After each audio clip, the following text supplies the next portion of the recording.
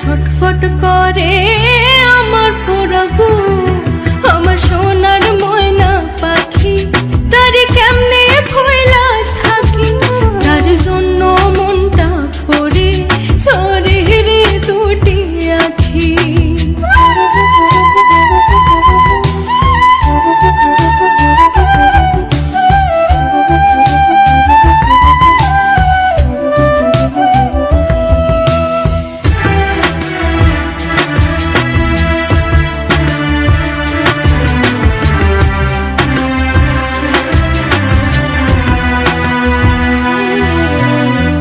মাঝে মাঝে ফোনে যখন বলি